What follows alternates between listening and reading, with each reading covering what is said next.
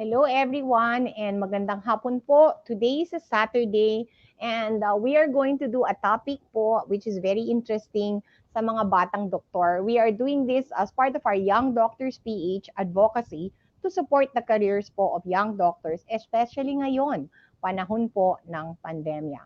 So my name is Dr. Ana York Bondok. I am the main convener po of Young Doctors PH.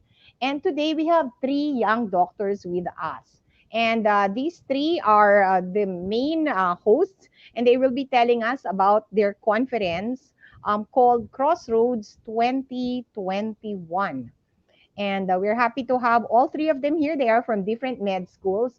Magsasabayan po sila to tell us more about CROSSROADS, the medical career guide. And later on po, they will also share with us kung kumusta na po ang mga med students ngayon pong pandemya. We did something like that earlier, but that was earlier during the year. So ngayon po, we're almost halfway through the second semester. So siguro it's very interesting to find out po kung how are they finding online school. Okay, so my name is Dr. Ana York Bondok. Our FB page is Young Doctors PH. And please put po your questions below. We will answer all questions, promise. At kung gusto nyo pong batiin si Neil, si Joshua, o si Pia, and give them support from their organizations and their schools, please do so sa ilalim. Okay? So, excited na ba kayo to find out kumusta na yung mga med students and what do they think about their present careers or what they're doing now and ano po yung hinaharap nila and how we can help them to move forward po with their careers. So we have three distinguished guests. They're young but accomplished. Our first guest is a third-year medical student at the University of Santo Tomas. He's a member of the Tawan Alumni Organization and the Tau Mu USA. He is the project head of CROSSROADS 2021. We are happy to guest with us today, future Dr. Neil Lee. Neil, kumusta ka and magandang hapon? Hi, Doc. Good afternoon. Thank you so much, Doc, for inviting me and my co-organizers here to Young Doctors PH, this live feed. I'm a big fan. I always watch some of your other webinars because I'm excited to learn more about the field that we're entering. So hi po sa lahat ng nanonood. Hi to my friends from UST and my brads from Taumu. Hi, guys. Yes, at sa lahat ng naka-enroll ng CROSSROADS 2021. Yes, you will know what to expect sa darating na January 16 and 17. Okay, thanks Neil for joining us. Now we have naman po another of the co-organizers po of CROSSROADS 2021. Different school po siya. He is a third-year student also from the Manila Central University. He is actually their secretarial head of the Medici Omnes Ducens Frat. He is the MOD representative and co-presenter for CROSSROADS 2021. Thank you for joining us today, future Dr. Joshua Mataga. Josh, kumusta ka? Hi, Doc. I'm good. Thank you for having us.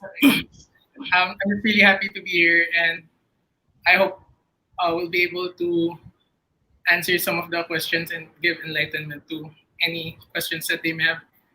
And also, I just want to greet all the brothers and sisters from MOD. Ayan, shout out sa mga tiga-MCU, ano? Yes, Doc. And sabi nga nila, ladies first. Nako, bakit ba natin hinuli ito? Siya pa naman ang pinakamaganda. So maybe this is ladies last, but saving the best for last. She's also a third-year student from the University of the East, Ramon Magsaysay. She's the VP of Externals of Sigma Beta Sorority and one of the co-presenters din po for CROSSROADS. We are happy to have with us Pauline Pia Villaflor. Pia, how are you and good afternoon? Hello, Doc. Good afternoon po. I'm good. Thank you for having me, Josh and Neil, and to be here with you in the show. And then also I'd like to say hi to my schoolmates in UERM, our sisters and our broads from Sigma Beta and Beta Sigma, and of course our friends watching right now. Ayan. So the only rose among the thorns. Ayan. Thanks, Pia, for joining us. For those who don't know, I was so devastated na kaklase ko pala. Kung Juvie naman, is 1 year older. Dr. Juvie Villaflor po is 1 year ahead of me in UP Diliman and he's the dad of Pia. Hi, Juvie, and kumusta yung Dagupan Doctors? Ayan. I'd also like to mention that my husband is the brother of Joshua.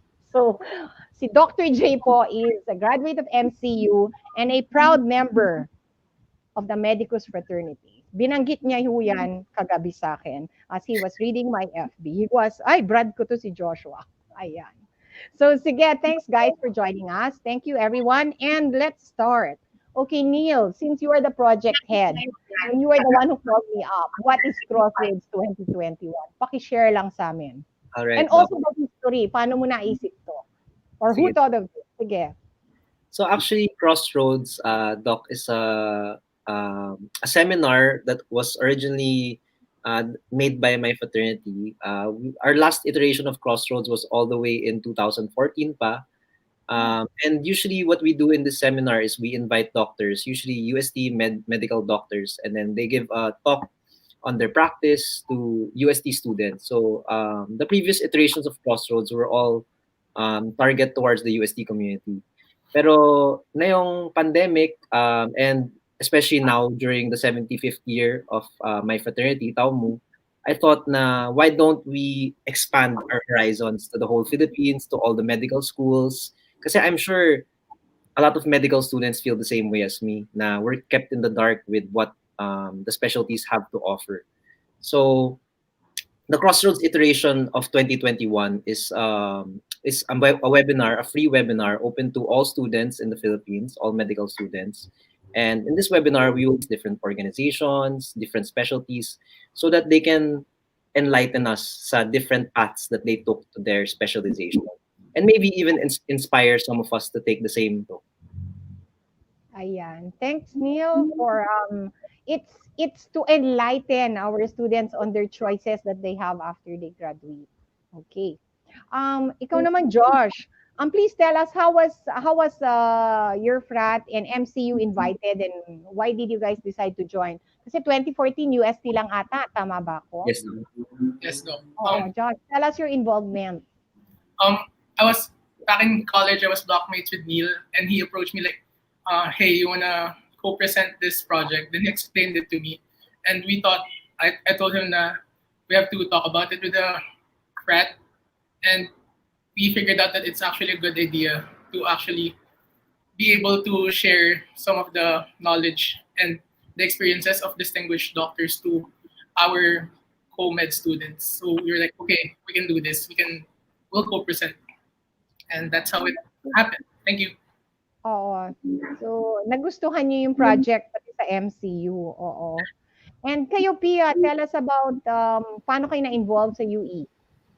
It's the same with Josh. We were invited by Sila Neil to join, and then our sorority, of course, it's a really great initiative to have this kind of event for all medical students here in the Philippines. And so, of course, we supported and we were fully on this project with them. Yeah. Thank you. Ayan. Okay, thanks, Pauline. This question can be answered by any one of you. Bakit sa tingin nyo kailangan ng guide ang mga medical students? Hindi ba kayo tinuturuan ng inyong school? Pia, is this part of your curriculum or hindi? Meron ba kayong career guidance ongoing sa school? Sige, Doc, I'll try to answer that. Oh, sige, Neil. Actually, I think UST and I think all universities naman, they do a good job in educating students with the curriculum, with the different curriculums they have. Definitely, I can confidently say that UST is able to teach us the different theoretical knowledges of the different specialties. However, ako kasi as a student, parang ang hinahanap ko, Doc, parang the specifics of what this specialty can offer me, like how much will I make in the future? What will my life be? Will I be busy? Will I have time for family? Ganon. Yung iniisip ko kasi what specialty will really fit my lifestyle. Kasi just a little bit of background. For example, my dad's a TCVS, my mom's a pedia. Pero kahit anak ako ng doctors, hindi ko pa rin alam what specialty really fits me. Is it my dad's specialty? It might be my mom's specialty, or it might be an entirely different specialty, diba? Yon. So, do you think na pinag-uusapan, one of the reasons why I put up Young Doctors PH is, I truly agree with you, Neil, na parang curriculum sila ng curriculum, like how to tell if someone has a heart attack and what's the proper Pero kung parang feeling ko, there was a lack of career guidance, at least nung panahon namin. And I felt this now. Sa inyo ba is this taught? Kasi we got that sa UST. How about sa ibang schools? Tinuturuan ba kayo ng career guidance or it's more really of curriculum-based and knowledge-based talaga? Which of you guys want to answer that? Josh or Pia? Maybe I can just answer that one. Oh, sige, Josh. Fair mo. In med schools right now, they're completely teaching us the knowledge that we need to in order to perform the duties as of a doctor. But I guess what lacks is the experience. It's lacking in the sharing of experience that a doctor could impart into a med student in terms of experience. And I think experience is something that you cannot be teaching inside in the setting of a classroom. So I guess this is how we do it now. That's it. Thank you. Ayan, so pa naghanap kayo ng real world experience. Tama ba yung nakuha ko? Yes. Kasi iba yung classroom at iba yung sa labas na pagtapos na. Am I correct in that, ano? Yes, Doc. That's it. Okay. Do any of you want to tell me about the speakers na inimbitan nyo? Oh, sige, Doc. Maybe I can... Sino ba ang magsasalita? Yeah. Aside from me, yours truly, yung former speaker. Sige, Doc. Actually, sa itong Crossroads natin, I'm very fortunate that I was able to invite speakers from our very distinguished organization. So we have, for example, a speaker from Sigma Beta Sorority, UERM, si Doc Liwayway Andrade. And we also have our speaker, si Dr. Jorge Ignacio from MCU sa Medicos. He's an oncologist naman. So I'm very thankful that we were able to invite lots of different speakers with different specialties. If you want, I can actually go over all of them. Sige. Oh, sige. Siguro ikaw mag-introduce ng konti tapos yung iba, yung tiga MCU, si Josh ang magsalita, then yung tiga UE. Meron bang ganon? Tiga iba ba? Sige. Iba. So, sige. I'll start on the UST ones. So we have UST graduates. My dad, si Dr. Romeo Nelson Seeley. He's a TCVS surgeon sa Heart Center and Chinese Gen. We have our sis, si Doc May Ann Toledo. She's an OB-GYN. We have another one of my brads, si Dr. Ian Paredes. He's an ophthalmologist. And another one of my brads, si Dr. AJ Rosario. He's going to be talking about public health and medical informatics. Ayan. Saan nagtatrabaho si Dr. Rosario? Why is he going to talk about public health? He actually, Doc, marami siyang mga business na yun eh. He's one of the CEOs of CU Doc. It's like AJ. Yes. Kilala ko si AJ, naging sponsor ko yan. Yes, si Kuya Joboy. Oh, tell AJ I said hi. Okay. Kaibigan ko yan. So, yan. So, maraming entrepreneurial si AJ. That I can tell you. So, and then, aside from that, Doc, we also have a pedia cardio interventionalist, Dr. Elisa Dian Soriano. She's naman, I think, a former member of the APMC Student Network. Okay. And yeah, that's it. Next na ikaw, tapos yung sina Josh sa si Pia na mag-introduce sa respective speaker. Okay. Pia, ladies first, since napahiya na ako the last time. Tell me about the other speakers naman. Yeah, so one of our sisters, Dr. Liwayway Andrade, is going to be talking as well. She took up medicine in UE and then did internship in PGH, and then now she went back to the States where she actually lives, and then now she's the internal med chief resident there in the University of Texas Dell Medical School. So US based. Oo. Yes po. Tanungin natin sa kanya kung nabakunahan na siya. Ayan. Okay. So, yun. Josh, ikaw naman. For us, we're going to have one of our brothers, Dr. Ignacio, and he's an oncologist, and he gladly accepted for the talk. That's it. Okay, from MCU. Okay. Parang I saw, babalikan natin si Crossroads, ha? I saw a few questions. So I'm going to ask our moderator to be ready with a few questions. I thought I saw a few audience questions already. Ayan, agad-agad na. Are you guys okay to break and answer a few questions? Oh, sure, Doc, sure. Okay lang? Okay. So the question is, about med school na kaagad. How are you finding med school at the moment? And is online better or harder? Ayan. Ladies first, Pia, how's your med school going? Okay.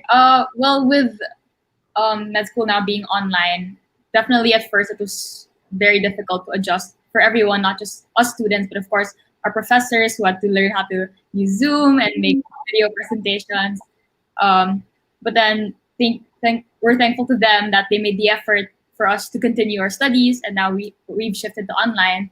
I think in a way it's better because now you have more control over your studies in terms of managing your own time, etc. Yeah, they give us their lectures and we can view it at their own time.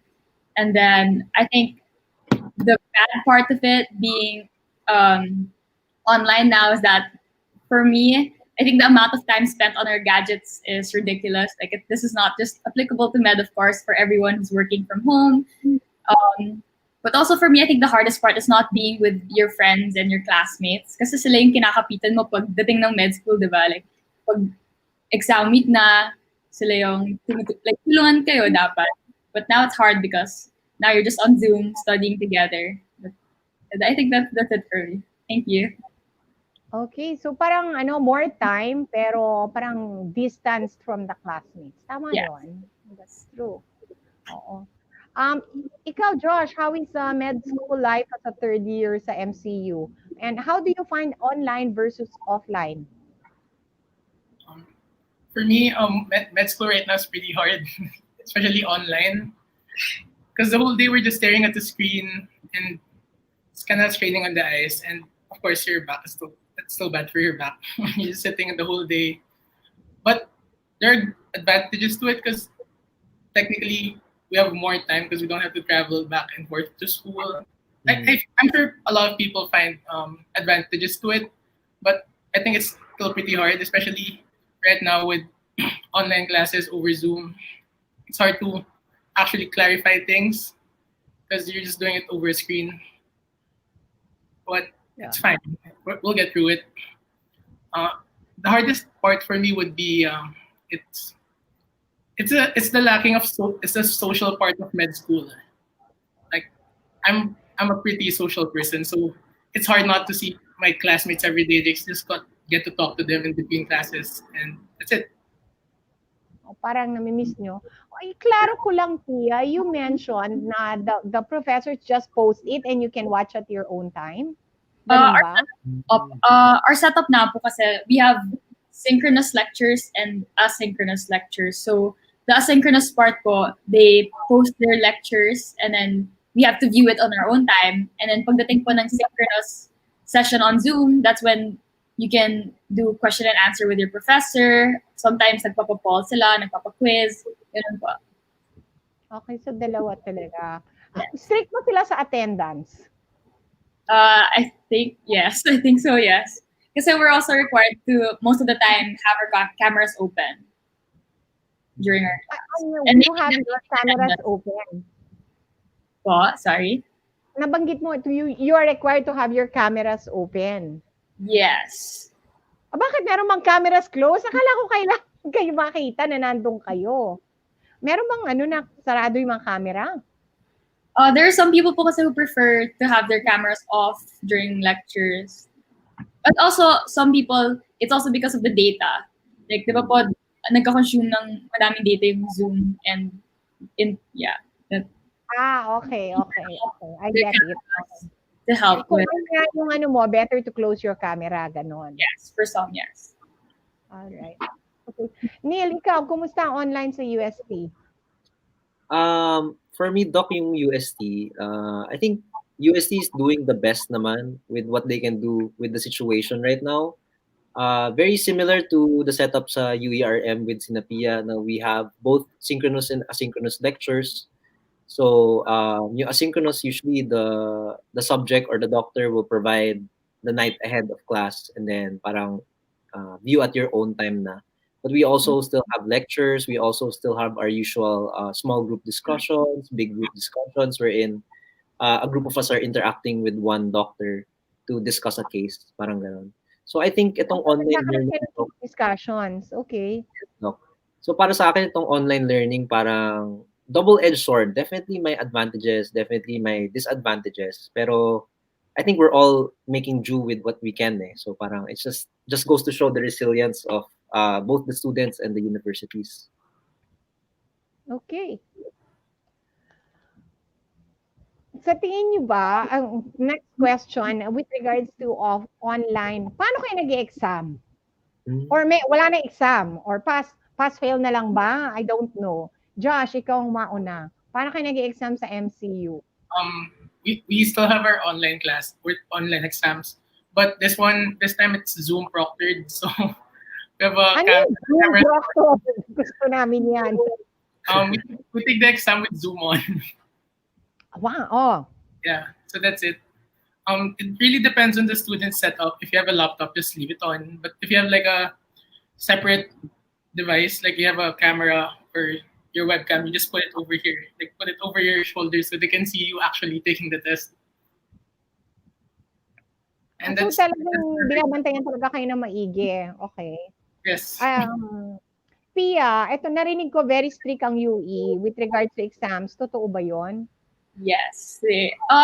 It's also the same setup with Josh. We're also Zoom monitored. So most of our exams are on the platform called Canvas, where they post our exams. And then while we're taking our exams, we're also Zoom proctored.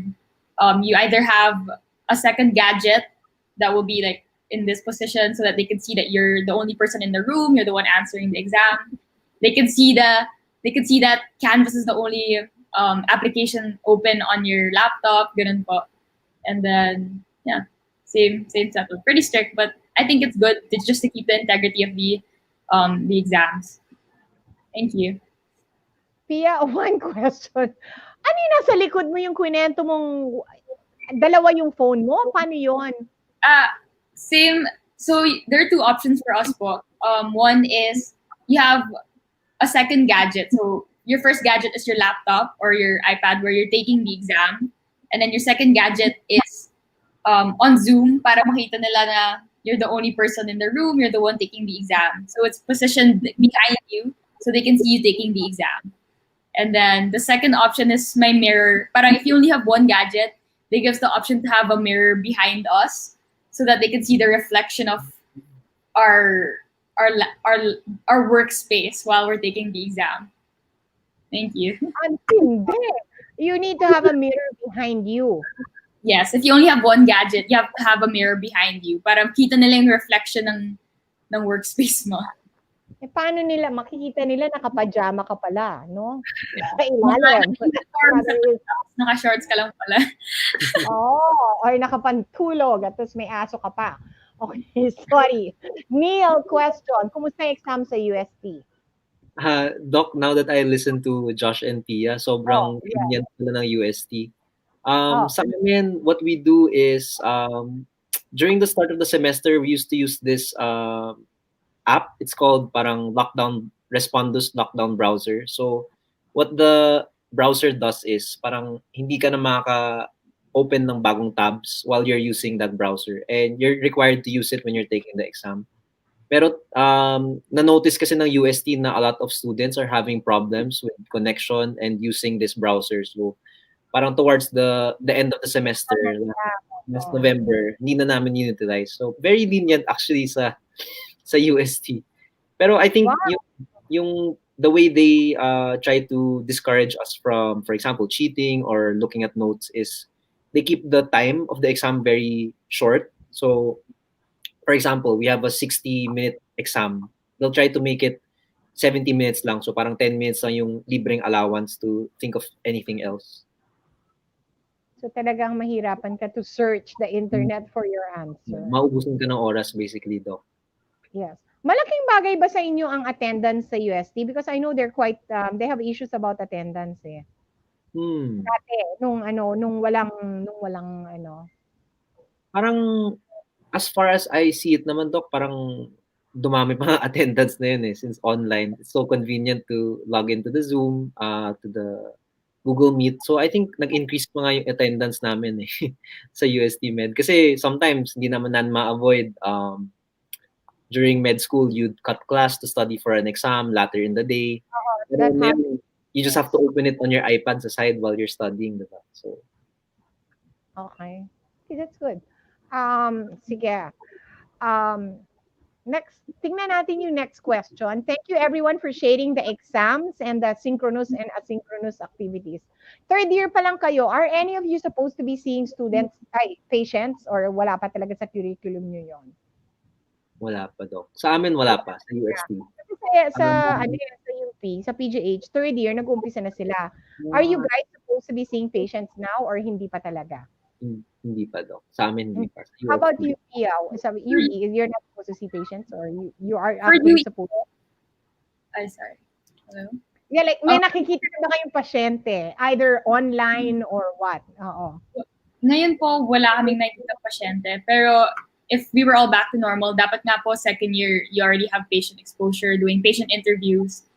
And even for third year patient interviews, we should be mostly our time spent in the hospital. But now we really don't see patients now po. Okay. How about, thank you, Pia. Ikayo, Josh, are you supposed to see patients already in third year sa MCU o hindi pa? In MCU, we have clinicals for each subject. And that's when we go to hospitals and take their history and stuff. But now with online, we don't get to do that. So that's... So wala pa. Yeah. Actually, wala pa talaga. Oo, mostly. One intriguing question, is anyone teaching telemedicine to you guys? Kasi kami, hindi kami naturuan. Napilitan na lang kami. Wala. Doc, wala sa UST. Pero si Kuya Joboy, si Doc Arnulfo Rosario, he's actually pushing that na parang that's actually a subject that should be taught, diba? He's teaching it in UP Med right now. Kasi tinuturo na yun sa UP, alam ko. Kasi ako mentor din ako ng mga I'm actually a mentor of third year students sa PGH. That's why we meet with 10 PGH. Parang hinahati kami sa mentoring to PGH students. They have alumni. Oo. And then that's why alam ko. But so wala pa kayong how to do like physical exam on telemedicine, Pia, wala pa? For UE naman po, we have, same as what you said po, parang mentoring group. So we have preceptorials and then online precept, wherein we have, our proctor tries to help us do telemedicine. But it's not with a real patient. Our professor's the one, he's the patient, tapos kami yung kung doktor na mag-interview ng patient. Yun naman po. Thank you. Hindi, kasi very interesting siguro ang neuro exam sa telemedicine kasi may tinuturo na yan nakita ko na So wala pa sa inyo. Okay. Sinong mas nahirapan? Ito controversial question. Sinong mas nahirapan sa online school? Yung students o yung professors? Ikaw, Josh, aminin mo. Kasi meron akong mga tiga St. Luke's na umamin sa akin, tawag na professors, talagang nangapa. I think, kasi for me, students brave enough to answer this question. Professors, we face different challenges na to each person. Parang, if you're a teacher, parang, and lalo na if you're like not really well versed in technology, you're gonna have a hard time trying to convert all your planned lessons, all your teachings into something online. And for students, I think the difficulty is in actually trying to absorb it on your own, because the teacher's not there for you. They're just there to give you the lesson, and then it's up to you to study the materials and everything. So I guess that's the difficulty in it. So it's hard to compare the difficulties as to which one is more difficult. Oo, kasi may mga professor, mga profs na nahirapan. Talagang to shift. So, meron naman din mga students na nahirapan din. One question, pre-pandemic ba, were you doing any study or teaching online already? Kasi ang sinabi sa akin ng DLSU, I was able to interview the dean, Kaya daw sila nakapag-move forward kaagad kasi matagal na daw din ginagawa ito. How about you guys? Were you ever taught before on online or first time talaga nitong pandemic? First time, Doc. It's the first First time. time din. Pia, first time din sa UE. Ikaw, Josh, first time din talaga sa MCU. Yes, this is the first time. Feeling Okay. ko nga, Doc, after all of this experience, I feel like the future of medicine, teaching medicine will be a blend of both physical and online na eh. Kasi definitely may advantages rin yung online classes. For example, pag may cancellation of classes or typhoon or floods, parang ganon. Definitely, we can blend it together with our normal curriculum already. Oh, yun na nga. Actually, pinag-usapan namin yan kasi na-interview ko yung head ng UP Student Council. Sabi ko, ano bang iniiba ng online? Wala naman, natutulog naman talaga lahat ng tao sa UP forever and ever sa klase. Wala naman one time they opened the lights in the middle of the lecture and like 99% were asleep. We are really known for sleeping. Pero nung nalaman yun ng husband ko na UST tsaka MCU, na-alarma yung asawa ko at sinabing people are not daw allowed to sleep during lectures except daw in the University of the Philippines. Sa inyo ba? Are you, no, even pwede bang matulog sa inyo or bawal? Sorry gusto ko lang malaman. Ikaw, Neil, bawal bang matulog sa UST lecture? Definitely, Doc, frowned upon. Wala naman specific rule na sinasabi bawal matulog. Pero paminsan, pag nakita ng prof na tulog ka, they might take it the wrong way. Na parang, boring ako mag-lecture. Ganun, hindi ka nakikinig sa lecture. Boring sila, okay. Sorry. So, pero they don't like the people are sleeping, gano'n. Yeah. Dapat talaga gising. Dapat gising, okay. Sa Pia, mukhang strict na nga yung UE, ngayong pandemic, kung okay lang bang tulog or dapat gising din? In real life, it depends on your professor, honestly. Like, some don't mind that their students asleep, the others, they take it a different way. Na-insulto din, oo. Yes. But with online, I think most are awake now. Kasi yun nga po, naka-Zoom monitor. So, nakakahiya naman po kung tulog ka in front of the camera while you're on Zoom. Yung mga naka-off cam, hindi ko na lang alam kung tulog or not. But yeah. Tulog or gising. Okay. Okay, good. Thank you. Thank you for being honest about that. Ayan, parang may nakita akong next question. Ayan. Miss Reina, I cannot read it. Sorry, matanda na yung yung interviewer nyo. Pakibasa na lang, Miss Reina. Yes po. From one of our viewers from Facebook, what advice could you give for someone considered to enter first year med school next year if online pa rin?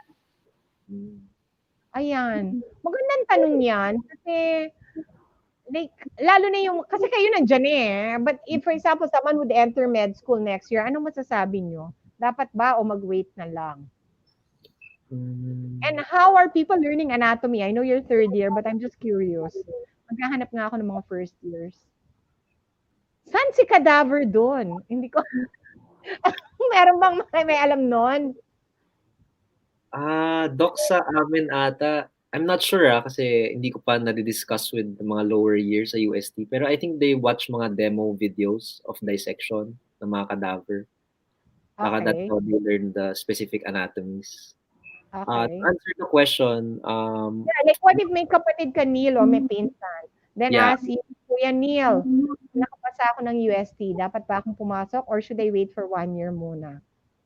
Ako, personally, Doc, I would advise na mag-enroll pa rin. Kasi sayang yung 1 year. Saka med school naman, like for example, first year, it's not like you stop learning the subjects that you learned in first year. You continue to learn and reinforce the things you learned in first year sa second year, sa third year, sa fourth year, and all the way until you become a resident, diba?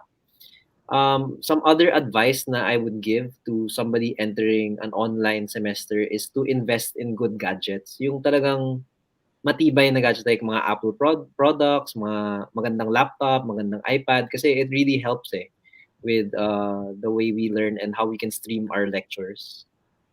Okay. So, enroll pa rin.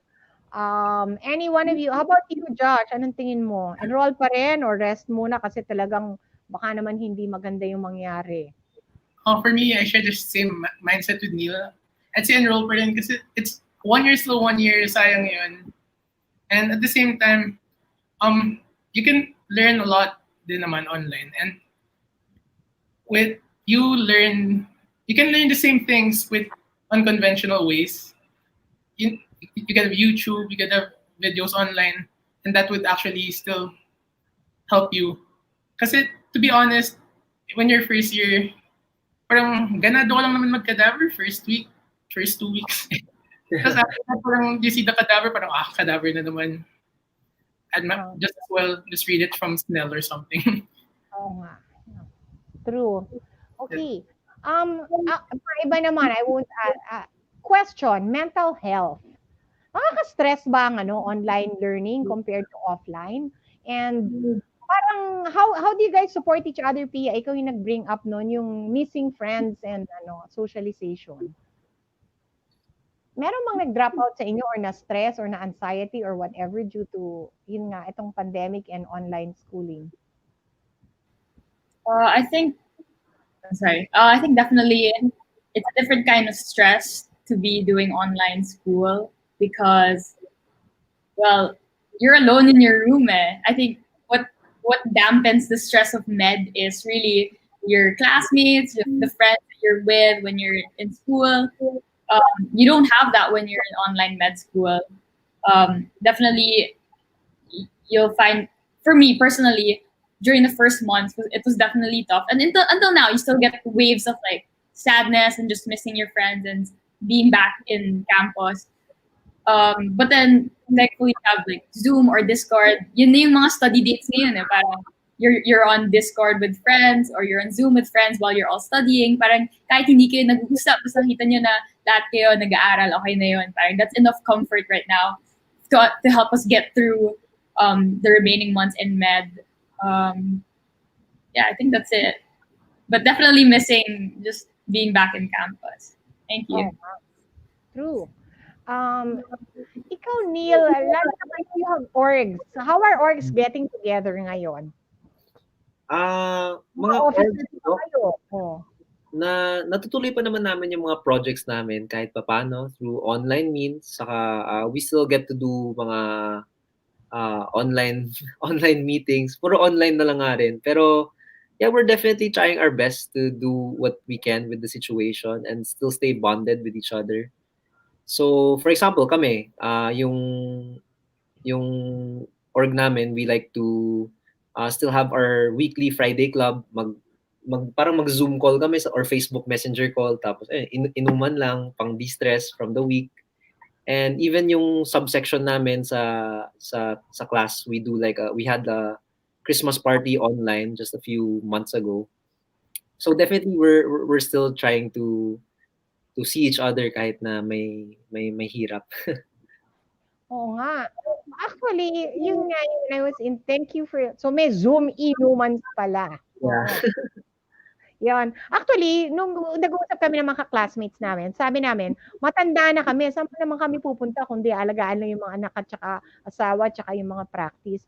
Pero sabi ko nga, naawa kami sa mga bata. Kasi when we were your age, talagang talagang after exam, talagang lalabas talaga lahat ng tao. And you guys cannot do that.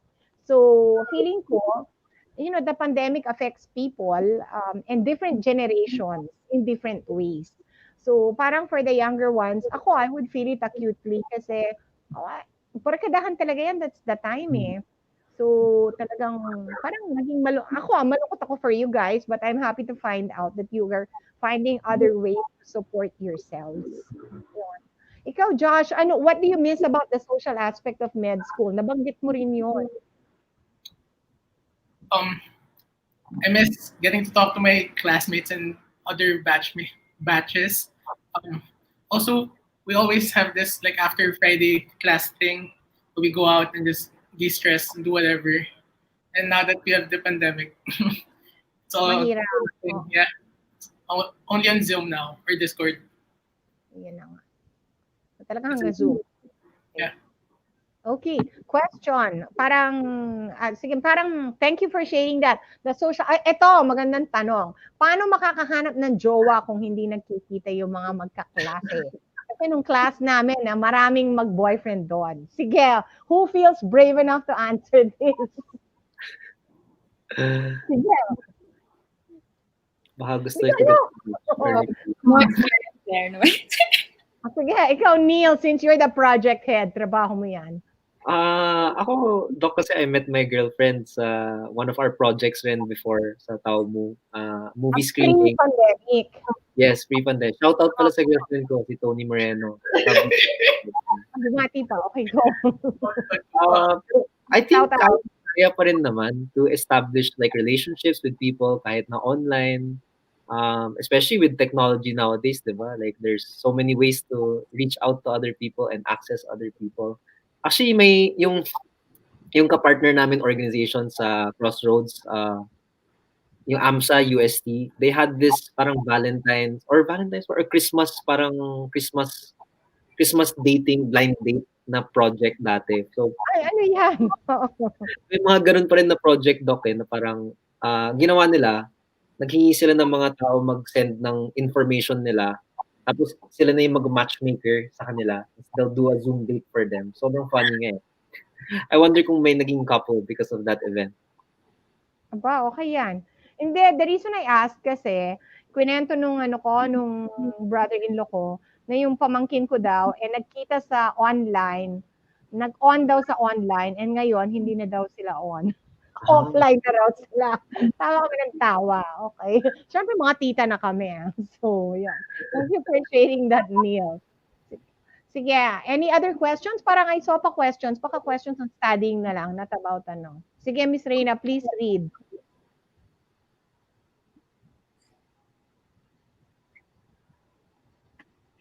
From another viewers from our Young Doctors group, why do you feel there's a need to present the specialties? Hindi ba ito ginagawa sa school? Ayan, parang tinanong na yan eh. But my question is, the reason I put up Young Doctors PH, most people, after they graduate from med school, napansin ko, I'm the only one na matanda who's mentioning it, but I noticed that people are lost. And a lot of people spend time. Ako, I would use the term spend time, but the people in my generation would use the term waste time, moonlighting. Do you want to comment on this? Ikaw, Neil, because you put up Crossroads. Yeah, definitely, Doc. I feel like may problem rin with information now. Parang kasi, how do I explain it properly? Pero parang sometimes I feel like med schools just churn out doctors and then don't think about, parang they don't really give any importance into what future career that graduate will take. That's why I think advantage sa amin na may mga organizations, may mga flats, may mga sororities, because we have ates, we have kuyas that can give us advice with what direction we can take. Pero yung mga ordinary med students, they're left in the dark with this eh. So, yeah. Thank you for sharing that. Ikaw, Pia, why there are so many people moonlighting or parang nalolost sila after internship? Ganon. In fact, I've talked to people na nakatatlong residency na hindi pa sila masaya. I don't know, any thoughts? I think also, I think it's because you Some have people said generation gap. Hindi ko alam. well, for UE, in UE kasi, I think they train us more to be like, they want us to be good general practitioners. So it's good that we have events like this to know more about like the specializations, the opportunities that you can go into once you want to specialize into something. With what you mentioned, I think it's because ang daming choices, Doc. You have specializations to go into, and then after that you have sub specs that you have. So you have so many choices, and I think that goes with why a lot of people, or a lot of the ones who just graduated, lost or just trying to find their way into what they really want to do. Yeah. Thank you. Yan. Ito ang tanong, this is my personal question to you guys. Nung panahon namin, we just graduated and went into the sub-spec. Parang, marami pa nga sa amin pumunta ng abroad, not even knowing what to do. Bahala na. Ganon. Anong hinahanap nyo sa isang residency ngayon? And why would someone go into residency or not? Yon. Kasi maraming or not ngayon eh. Nung panahon namin, walang or not eh. Siguro, Doc, ako from personal perspective, ang hinahanap ko sa residency is definitely gusto ko muna malaman how much money can I make sa specialty na to. Like, syempre, at the end of the day, this is a job. Developer. This is a job it's going to provide for us and our families in the future. Tapos, secondly, I think if we're fit for that type of work, for example, ang masabi ko, ang ANES, di ba? Parang they're always on call, they can be called anytime, ganon. Or surgeon, parang surgeons, they always work late nights. Usually a surgeon has to mentor under another surgeon pa to get better. Parang ganon. Like, those are the nitty-gritties na I want to expose with sa mga webinar natin. True. Ikaw, thank you, Neil, for sharing that. Ikaw, Josh, what are you looking for? Like, bakit residency or not? What would lead someone to answer the word or not? For me, I think it's kasi hindi nyo in-address sa crossroads, Sorry, hindi nyo in-address yan eh. You automatically think that people will enter residency. Because napansin ko, yung speakers nyo are all sub-specs. But there are people who are not going to go into sub-specs. Yeah. Ikaw, Josh, any thoughts on that? For me, to answer that question, it's more of students nowadays, they have to try to evaluate what their preferred lifestyle is. And with the preferred lifestyle, that's where you basically judge if you still want to go into sub-spec or you just want to go general practitioner. And I think that's where the decision stands. Because the moment you enter into sub-spec, your whole life is going to change. Like direction, it's going to change completely. So it's up to the person if they still want to pursue that. That's it. Thank you. True. Ikaw ba, Josh, if ever, are you considering sub-spec or specialization or tambay muna or what? For me, I just want to go straight and I just want to pursue orthopedic surgery like my dad. Orthopedics. Okay. Ikaw, Pia, a lot of, nabanggit na yung dalawa na lifestyle. Ikaw, what do you think? What's more important? Lifestyle or magkanong kikitahin? It's also, of course, we have to be honest, may pamilya din naman tayo. Or what do you really have a passion for? Hindi ko alam. I think the more important one is the latter you mentioned, what you're passionate about and what you see yourself to go into a residency that you know you're going to enjoy. Because that's so much time and investment, to go into sub-spec after how many years of studying, and you're gonna go more years of studying for a specialty. So I think it really matters if you really want it or not. Personally, now I'm not sure what specialization I want to go into yet. I'm very open-minded. That's also why I hope we go back to face-to-face learning when it comes to our clerkship, because I want to be able to rotate and see be able to rotate under all departments and see it firsthand how it goes, and of course to be able to talk to the doctors, in person, and to be able to hear their own personal experiences on it. Thank you. May iniisip ka na ba, Pia, o wala pa? Well, because both my doctors are both my parents are doctors. So my dad is a surgeon and my mom's a derma. Those two are two specializations I'm eyeing on, because it's the one also I'm most exposed to, and I see them with my parents and they really enjoy what they do. Okay. So those are the two in mind. Okay. Neil, ikaw ang una kong tinanong pero hindi mo sinagot. May iniisip ka na bang residency? Actually, Di ko talaga masagot, Doc, eh. Siguro I'm considering surgery tas TCVS track like my father. Pero again, it's up for debate eh, kasi I'm also considering internal medicine, ophtha, ENT, maraming specialties na maganda eh. So, hopefully the crossroads will help you Yeah. at maliwanagan kayo. Yeah. Yes. Okay. Parang may mga, thank you, Neil. Marami pang tanong. Oo, parang inuulan nata tayo ng tanong dito. Plus mga bate. Sige. Miss From Reina. Moreno, study tips on how to avoid procrastination. From Tony, study Moreno. tips on how to avoid procrastination. Yan, sa mga ano, since you're by yourself, how do you motivate yourself? Pia, nakatawa ka. I think I procrastinate a lot. How to avoid procrastination is hard. I mean, for me, I think that's part of my study routine. Like, I need the pressure, I need the time pressure parang to start studying. Like, if I know that I have an exam in a few days, that's when I'm like full on study mode.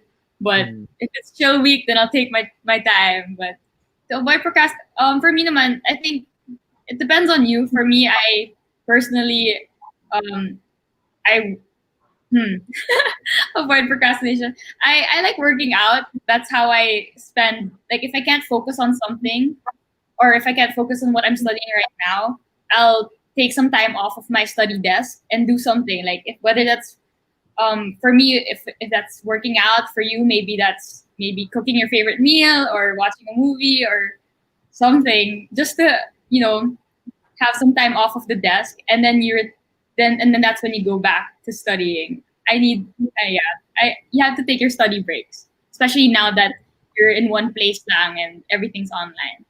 Thank you. Ayan. So, meron ba sa inyo how to be motivated, Josh? Paano? Because I'm a really bad procrastinator. And so what motivates me is the deadline. Like, I have to, like, I have to do this by this time. So generally, what I do, I just try to fool myself and say, just do it now so you can procrastinate later, which is kind of counterintuitive, but it apparently works. I get the job done before the deadline. So it's basically up to you to just push yourself when you're down. Just push yourself to do it and accomplish everything that you have to and your responsibilities. That's it. Ikaw, Neil, study tips. Hindi lang procrastination. How, or would you say that the same study tips would apply pre-pandemic and ngayong pandemic? Or dahil ngayong pandemic, kain na lang yung mga tao at Netflix? Hindi ko alam.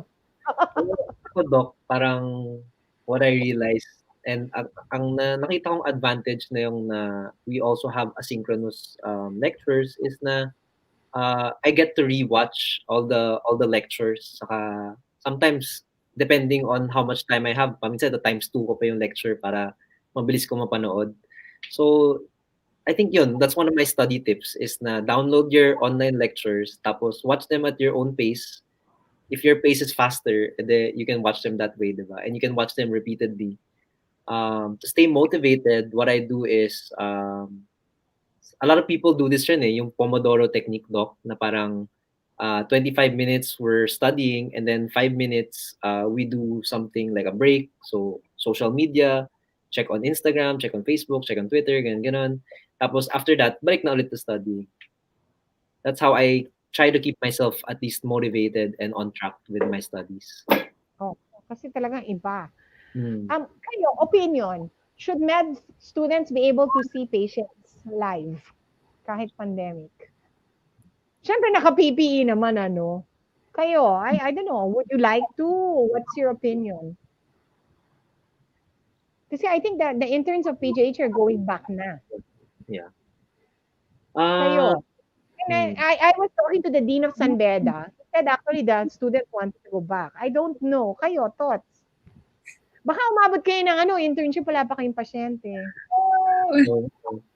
Sa UST, Doc, I think, I don't know if I'm speaking on behalf of the mga clerks, pero a lot of them want to have physical kahit papano contact with patients kasi they feel like they're not learning the skills that they need to for internship Kulang and for talaga. residency. Ang ginagawa actually sa UST doc, rather than kahit kahit virtual na patient, hindi nila nakakausap eh. Ang ginagawa sa clerks na yon, parang, for example, bibigyan sila ng case. Another clerk will pretend to be that patient and will act out the symptoms, siya yung nagbibigay ng history while the other clerk pretends to be the doctor of that patient. I think they're clamoring for more exposure sa totoong patients. Kailangan talaga. Parang they feel the need. Yeah. Okay. All right. So, parang may tanong pa. Thank you for sharing those tips with us, guys. Question. Ato, sa akin. May grades pa ba o pass-fail na lang? And what do you think? Ikaw, Pia, parang kung may mirror, I'm sure may grades. Okay. For us po, it's still the same. It's graded. It's not pass fail. And actually, for UERM, they changed our grading system. So before the pandemic, they changed our grading system. We're in how do I say this? If we have, for example, for a semester, you have 3 exams. Our first examination is, for example, 5%. 3 exams. Your coverage for the long exam 1 is going to be carried over to your second long exam, and then your third exam is the coverage is everything you've learned for that semester, and then our last exam has the heaviest weight. So that's what happened. That's our situation now in UERM, and a lot of people had a hard time adjusting to how the admin changed our grading system. Thank you. So, humirap pa. Oh Sorry. my gosh. The grades got harder pa. Medyo. Kumbaga, ano pa. Okay. Yeah, in a way, Yeah. it really is. Sorry. In a way, it really did get harder because your coverage is the whole semester. Everything's cumulative now. And then your last exam's the heaviest exam pa. It's hard. But I think, for me, I think of it in a way na they're really just helping us prepare for boards, because I mean, that's how you will study for boards anyway, right? Yeah, thank you. Hindi naman. I studied for the boards in 3 months. Wala akong nalaman sa PGH for 5 years. Umiikot-ikot lang ako doon. I didn't even know what to do. Okay? Pero nung na-board exam, nag-aaral lang ako in 3 months. Kaya yon, okay, guys? Wala, I swear, wala akong ginawa for 5 years except to wander around clueless. Kasi it took me a long time to put things together. Parang when I saw the entire picture, that's the only time na naintindihan ko. Pumasa ako ng biochem na walang alam. Pero pumasa ako ng boards. Pumasa pa ako ng MLE. So basically, what I tell my mentors is that, my mentees is that, people can turn around. Sometimes, people are good to see. I've had people na, eto lang, meron din akong mga nakita na super talino ng first year, second year, and third year. And tapos, nung nagkapasyente na, ayan, nagkaroon na ng mga BRPs kasi they could not handle personal relation. Kasi tama ito ibang wards, iba talaga. Kasi that includes how you talk to the patients, how you get their trust, how you work with the nurses, how you make bola the residents not to stress you out, how you can make uto the younger people to do your job, and how you can make friends with the manong and the security guard and the bantays. Ganun yun it's an overall experience. So, talagang iba siya talaga. Yung clinical experience talaga will really test you as a person, not only as a doctor. Kasi talagang dun mo bubuin lahat And the question is, some people are not able na buuin. I don't know kung nabubuo yan during online school. I really don't know. And that's something that we are all learning from kasi even the dean or the chancellor of UP Manila doesn't even know the answer also. My question to you guys, may simulations na ba kayo o wala pa? Do you guys have a simulation lab anywhere? Doc, sa UST, wala pa kaming simulation lab, pero they're building one as we speak. So, UST is in the process of building the St. Cosmos and Damian buildings. So, it's the new buildings for simulation labs. Wow. Okay, good. That's excellent. Sa inyo, wala pa? Wala pa rin sa PJC. They were trying to get money to buy, pero wala pa. Wala pa rin. Okay. Maraming bumabati sa inyo. Batiin naman natin yung mga fans nyo, guys. Okay. Tumatawa kayo, ah. Ayan. From 8. So, Miss Reina, are you there? Can you read it? Sorry, Yes, okay, I'm gonna read it, Doc. From Mr. Arnulfo Jr. Rosario, Hail tayo moon, hail tayo. Yeah, that's my Brad Doc. Yan yung one of our speakers, si Doc AJ. Dr. AJ. Okay. Ayan. From Miss Filipina Larry, gandang hapon po. Okay. Yung mga bati sa mga speakers natin, yun ang ano nyo. From Sid Fred Palayo, Mr. Sid Fred Palayo, Hail tao mo. Hail tao Am I pronouncing it correct? Murder mo yung frat ni ni Dr. Neil. It's Hail to you. Tama ba ako? Yes, Tama ba? Tama ba yung ano ko? Please. Okay, next. From Mr. Ernesto Jr. Rosario, Brad ko yan, galing. What is HTM? Sorry, Sid Fred Palayo. HTM, Sid Fred Palayo. Oh my God, I'm so tanda na, Doktor. Hindi, yung HTM po, Hail Town. Hail Town. Shortcut lang po for Hail Town. HTM. Okay, Yeah. may nalaman natin. Okay. HTM Neil. Okay. Alright. Yung bambatihan nyo? From Mr. Carl Rosel Ubial and Mr. Mark Ubial, HTM. Yan. What is HTM? Sorry, I'm confused na. Hail tao mo po yung meaning, ma'am. Okay. So, HTM na lang sasabihin ko. From Mr. Joaquin Lagan, go Pia. Oh, yep. Go Pia. Hi. Yan. From Miss Tony Moreno, wow, Neil Lee. Yan po yung girlfriend ko. Kaya naman pala eh. Alam mo yung sa live ng asawa ko, I always put, gwapo si Mayor J. Sorry. Tapos napipilitan yung MC pa sa akin. AJ. Ayan, HTM, Carl, Rosel. Hindi ko na babasa, Reina. Carl Please. Rosel, I'll do it na lang, Doktora. From Mr. Arnulfo Jr. Rosario, HTM, Carl Rosel Ubial. From Miss Janine Galimba, Kopi. That's my sis. Hi, Janine. Okay. Next, from Miss Josh, ikaw ang bumati ng asawa ko. Hi, Josh, Neil, and Pia. From Miss Tony Moreno. Ayan. From Miss FG Arciaga, go Josh Mataga. Sorry, am I correct? From Miss Tony Moreno, you guys are doing great. Grabe yung support ni girlfriend. Number one. From Miss Pia Catanedo, go Pia. From Miss Laika Siapno, go Pia. Wow, ang daming fans ni Miss P. Oh my God. From Miss Althea Wano, It's my go sis. Pia. From Miss Anton Moreno, Neil, heart. From Miss Shane Agraan, go Josh with the burning fire emoji. From Miss Yuan Eugenio, am I right? Sana I'm pronouncing it correctly, no? How to fight depression for those stuck in the dorms or in isolation during the pandemic? Magandang tanong. Related to my mental health question. Any of you guys gusto nyo saluhin? Sino sa inyo? Sige ako, I can answer it. Ito si Juan, kabarkada namin ni Josh to eh.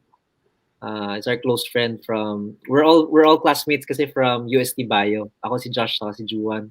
Saka yung barkada namin. So, ako for me, the way I cope is doing things that I have a passion. Yung parang things that make me happy, basically. Ako kasi sobrang passionate ako sa coffee. Like, I love making espresso. I love making single origin cups of coffee. Trying single origins from all over the world. And I think that's what helps me cope with different emotions eh. So you just really gotta find things that you're passionate about. So ito si Juan, alam ko passionate siya about video games. So yun yung ginagawa niya pag nasa bahay siya. Si Josh, sagutin mo rin. Okay. For me, Thank you for sharing that. sorry. Any other questions? For me, Sige. to fight depression is you just try to talk to people if you can. Josh, sorry, Josh, go. Oo. There are avenues for you to talk to your friends and just catch up and just try to share with each other.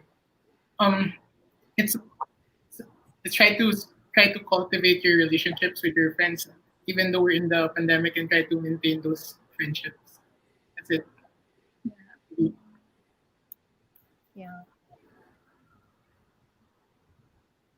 Just to Okay, add, thank you. just to add, Ayan, binabati ka.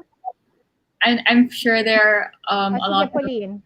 a lot of avenues online where you can seek for help and therapy as well. I'm sure a lot of, for example, I know UERM psych department now has avenues online. So if you do, if you do feel depressed, especially now during the pandemic, for sure there's a spike of depression and anxiety. Definitely, that's another option for you to seek for psychiatric help. Thank you. So don't be afraid to ask for help, no, Pia? Huwag kang mahiya. There are avenues. Okay. Ito a question sa akin. Ito question ko sa inyo. Kasi yung pamangkin ko is wanting to enter pre-med ngayon. And I told him, dati, noong unang panahon, konti lang yung mga med schools. Ngayon, marami na. For those na hindi pa makapili ng med school, let's say may papasok din, how would you advise them to choose a med school? Kasi iba't ibang school kayo. Hirap. Hirap sagutin. Actually, that's a topic. That's a whole topic on its own, Doc. Kasi hirap talaga to choose a med school eh. I personally... Alam mo, papunta na natin yan. Oo, maganda yan. Oo. I chose UST kasi I'm from UST College. My parents are from UST rin. So parang, like the culture of UST is already in my life. And what I love about UST is the places that you can eat outside, the dorm life outside of the university. Parang I didn't want to move away from it anymore. Eh. That's why I chose to stay in UST. Pero definitely there are multiple reasons why you would choose a different university.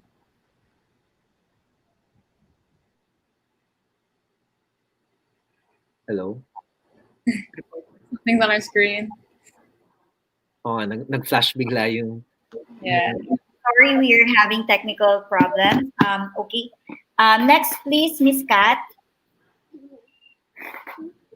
Let's just wait for Miss Kat. And Dr. Anna got disconnected from Mr. George Mataga. Go, Josh. That's my brother. Yung mas poging Mataga. Oh, dude. Okay, guys. Sorry na po to. Nawawala. Ikaw, Josh, why MCU? And what could you tell persons who are considering about MCU? MCU, basically, I was just born into it because my dad's an alumni as well. So he was like, "Ba't hindi ka nila mag-MCU?" I was like, "Oh man, okay, I'll give it a try." Then, I give it a try. And I like the environment in MCU and how the students were interacting with each other. And I like how the faculty were able to impart learnings upon us, not just from the curriculum, but also life choices as well. That's it. Okay, good. Thank you, Josh. Ikaw, Pia, bakit UE? Kasi I Okay. read na Ateneo ka ata dati. Yes, I'm from my college was Ateneo. Coming from Bakit hindi Ateneo rin? Oo, hindi ko alam. After hearing Neil's and Josh's answers, I think a big effect is also, well, because we're all sons and daughters of doctors, and we see where our parents studied, that affects where you want to study. So for me, both my parents are UE alumni, and I see how they practice their practice now, the friends they've made in UE, how their careers have been the past few years. But that's a big factor as to why I chose UE. But also a personal factor is I like the diversity in UE, because if I go, for example, like for me, if I went to Ateneo Med, a lot of my people I would meet there were the people I met in college. And not that it's a bad thing. For me, I like the diversity lang talaga in UE na you have people coming from all schools, whether it's within Metro Manila or those coming from other provinces. So, yeah. Thank you. Ayan. So, maganda, tama naman, oo. Okay. So, let's wrap up na rin. Pakita ata natin yung schedule ng Crossroads. Neil, balikan natin yung Crossroads. Sayang, ang ganda-ganda eh. Can you tell me something about the schedule? Just for all our viewers to know, Crossroads, a student's guide to medical specialties, will be broadcast on January 16 and 17. So it's a 2-day event from 10 a.m. to 1:10 p.m. Each day will have 4 distinguished speakers. So this is just the schedule. So for January 16, Saturday, we're gonna have Dr. Diwayway Andrade, an internal medicine. My dad, si Dr. Nelson Lee for surgery. And then we're gonna have Doc Anna and Doc AJ Rosario for public health. After each pair of speakers, we're also gonna have an open forum. So magkakaroon sila ng presentation, basically each speaker. Tapos after every 2 speakers, magkakaroon ng open forum. Tapos we also have January 17, Sunday, ophthalmology, Dr. Ian Paredes. Oncology, yung Brad ni Josh, si Dr. Jorge Ignacio. We have Dr. Dian Soriano for pediatrics from EPMC, and my sis from Sigma from STDC, Doc May Toledo for OB-GYN. Tapos guys, we're also gonna be having 2 raffle draws. I'm excited to announce na maraming mananalong participants ng mga JBL earphones, Apple Watch, Bose Soundlink Mini earphones, mga ganon. Dami tayong pasabog dito sa Crossroads, guys. So please register. The link is being flashed right now. You guys can register there through that G form. And I'm excited to see all of you. We have already 1,000 plus registered participants, and it's growing by the day. So sana kaya pa natin gawing mga 1,500 plus people. See you guys there.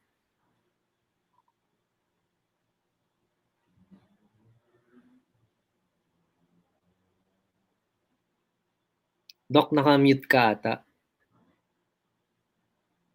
Ako, tama. Okay. Thank you so much, future Doc Neil, for inviting us all to Crossroads.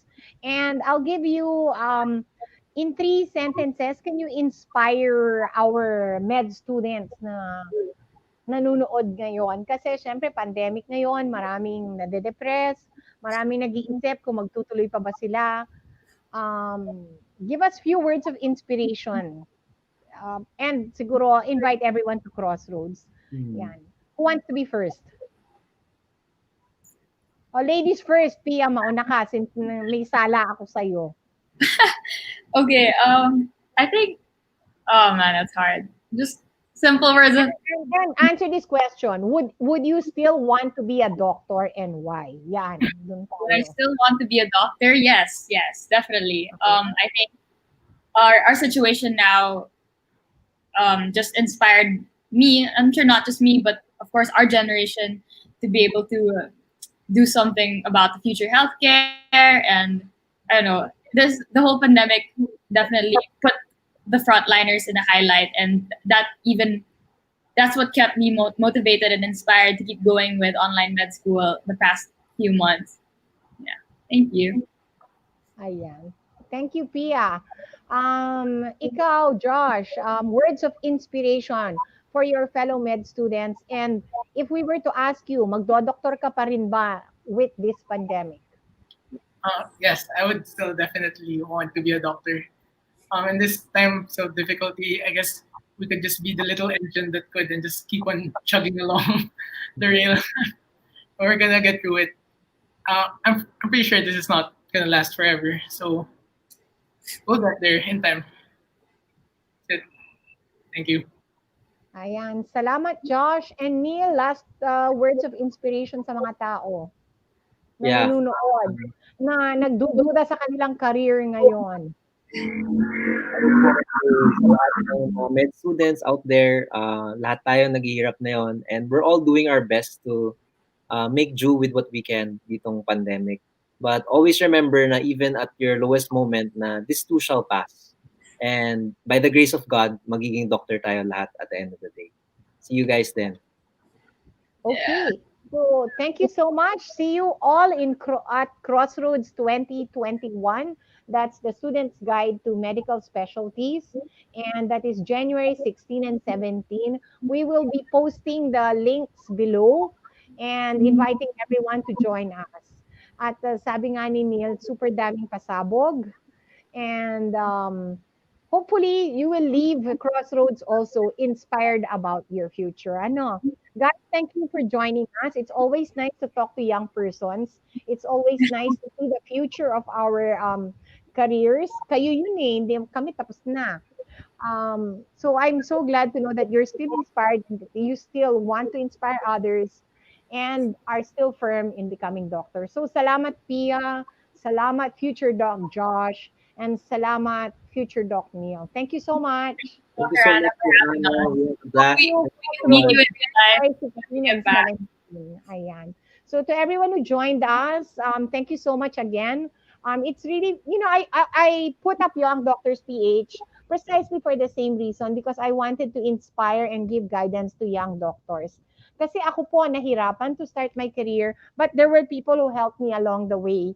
And hopefully, it's a way of giving back and it's a way po of paying it forward. Or baka sa akin paying it backwards dahil nandun na ako. But to all of you, we're inviting you po to Crossroads 2021. If you don't know why you're in medicine, if you don't know what to do after, if you're worried about the pandemic and worried if there's a future for you, yes, there is a future for all of us. No matter what age we are in the practice of medicine, meron pa ho rin tayong hinaharap at marami pa rin po tayong matutulungan. So, thank you so much to everyone. I hope nakabati po kami. If we didn't, we'll answer you. And to everyone, see you po January 16 and 17. Thank you so much to Miss Pia Villaflor, Mr. Josh Mataga, and Mr. Neil Lee, all future doctors. Salamat po. Thank you. Ingat. Good evening.